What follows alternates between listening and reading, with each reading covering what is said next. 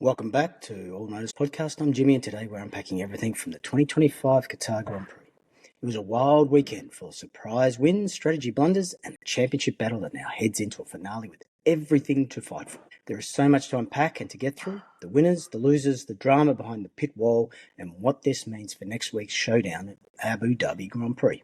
So stick around. Last night, the Lusail International Circuit gave us the outcome we had hoped for: drama, controversy, and a continuation of the Drivers' Championship race. The race was dictated by a mandatory two-stop rule, thanks to Pirelli's tyre regulations, and a timely safety car triggered on lap 7 when a collision between Nico Hülkenberg and Pierre Gasly allowed teams to steal a free pit stop. What should have been a benign but hectic moment in the race ended up shaking up the top running order. Most teams took the opportunity to pit under the safety car, but the big surprise was from McLaren. For whatever reason, they kept both their cars out. That gamble backfired.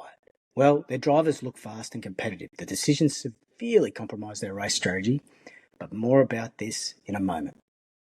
In the end, Max Verstappen of Red Bull Racing emerged victorious, using the early pit stop to execute a flawless undercut on both McLarens and take the win, keeping his title hopes well and truly alive. Behind him, despite a strong drive, Oscar Piastri was forced into second, and Carlos Sainz posted a great result for Williams in third.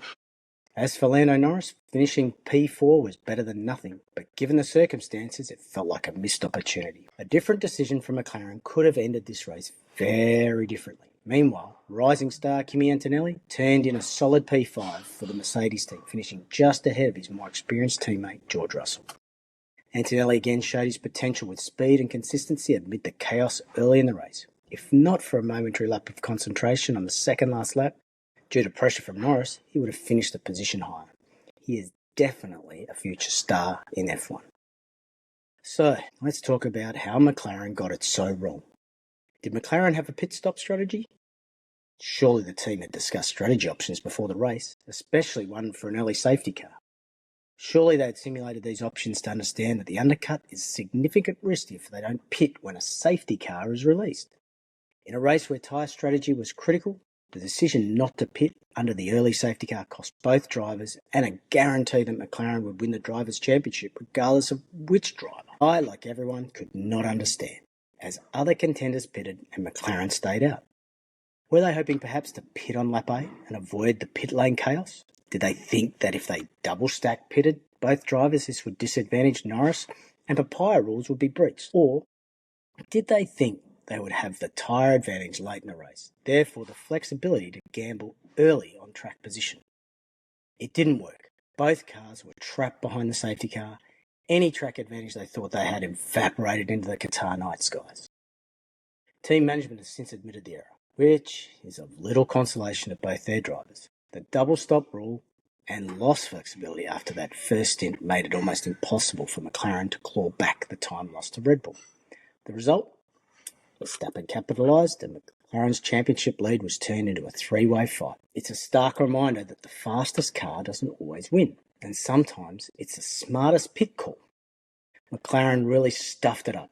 As Max said, he is where he is due to other people's mistakes. So where does this leave the championship? Heading into the season finale at Abu Dhabi, Lando Norris still leads, but only by 12 points over Verstappen. Oscar Piastri remains very much in the mix, just 16 points back, but it seems unlikely that he will secure enough points over one or the other driver to win. Well done, McLaren. Awesome. That's right, a three-way fight for the 2025 title. All three drivers have a realistic shot, and every point matters now. For Norris, the margin is slim. A clean weekend could give him the edge. For Piastri, it's about redemption. He's quick and he's shown resilience this year. Verstappen, well, he's already proven he knows how to strike when others falter. Expect everything next weekend. Wheel-to-wheel battles, nail-biting strategy calls, and perhaps even some internal team tensions. Qualifying has never been so important, and you can be assured Max will be playing the mind games all week. Off the track, the paddock is buzzing. There's been talk of growing rift within McLaren. Some insiders whispered that the Papaya Rules, the informal equal treatment policy for both drivers, might now be under strain. Never more obvious when McLaren CEO Zak Brown attempted to hug Oscar and was ignored. Maybe the emotions were still high at the time, but actions speak louder than words, and this was a definite sign there are problems. Oscar's speechless comment over team radio post-race said it all. For a team that should be on top of the F1 world and enjoying the spoils of victory, it seems the team is falling apart. Morale is low. Could it be that having both the CEO and the team principal on the pit wall is not working? It's hard to say, unless you're on the inside of the team. However, too many cooks, as they say. And then there's the Antonelli conspiracy.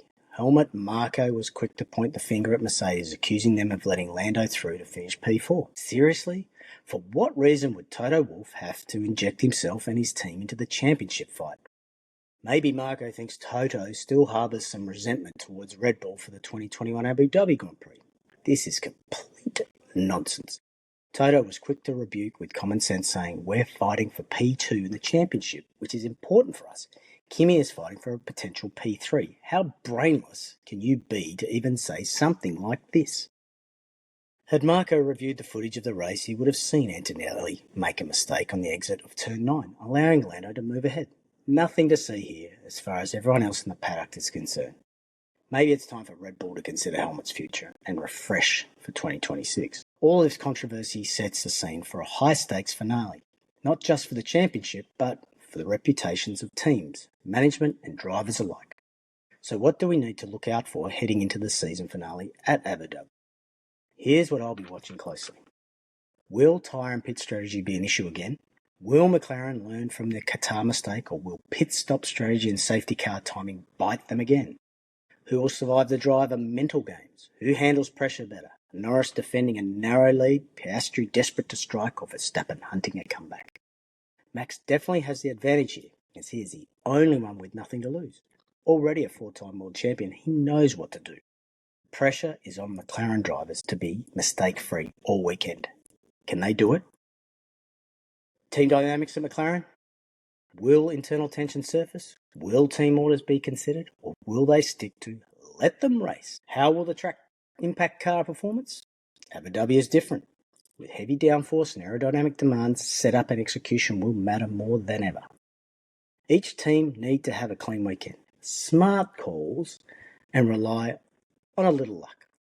One thing is for sure, this will be one of the greatest season finales F1 has seen since 2021. Well, what a weekend. The Qatar 2025 Grand Prix provided a race weekend full of thrills, errors, controversy, and an exciting finale to the season. With the championship neck and neck, the paddock will be rife with mind games. Drivers will be trying to get into each other's heads, journalists will be actively stirring the pot with whispers and rumours, and I'm sure the FIA will be trying to ensure that there will be no controversy on their part that will impact the outcome of the championship. Stakes have never been higher heading into Abu Dhabi.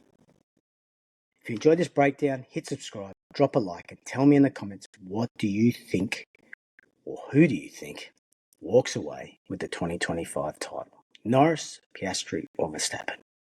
I'll catch you next time with our preview of the season finale.